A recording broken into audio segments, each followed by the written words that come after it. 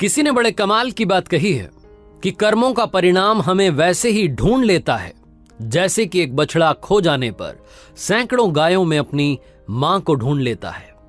Hi guys, मेरा नाम है आरजे कार्तिक और आपके लिए एक छोटी सी कहानी। ये कहानी एक शिकारी की जो शिकार में पारंगत हो चुका था। इतने सालों से शिकार करता आ रहा था। जब भी जंगल में जाता था खाली हाथ वापस नहीं आता था। उसका ये रिकॉर्ड था।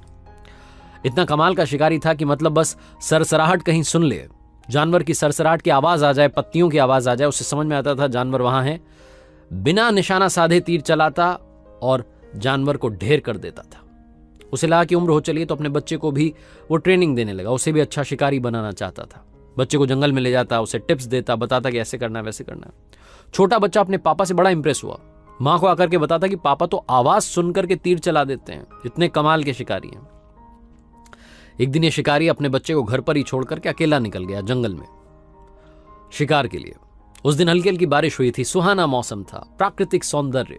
लेकिन इस शिकारी को उस प्रकृति से क्या, उस सुंदरता से क्या, इसको तो शिकार करना था।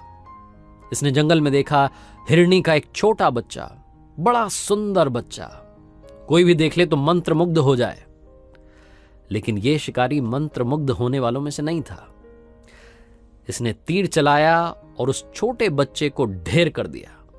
वो तड़प करके नीचे जमीन पर गिर गया, दम तोड़ने लगा।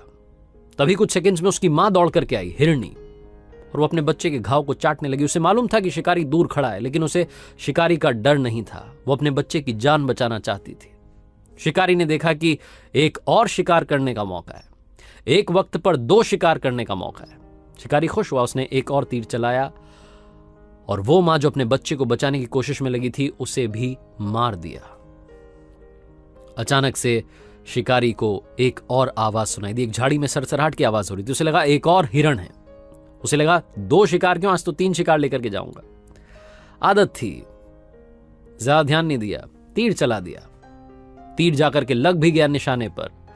आवाज दर्द की आई, कराहने की आई, लेकिन वो आवाज किसी जानवर की नहीं थी, वो आवाज इंसान की थी।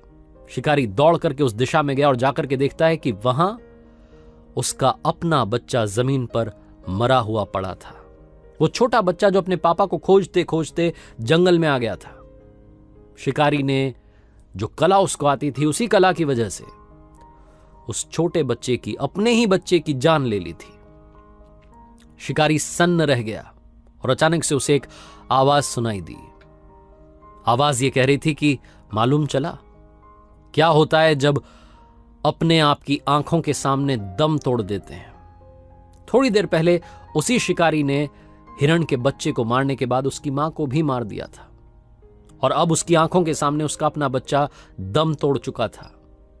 तभी उसे एक और सरसराहट की आवाज सुनाई दी झाड़ी के पीछे से। लेकिन अब की बार हिरण नहीं था, अब की बार टाइगर था।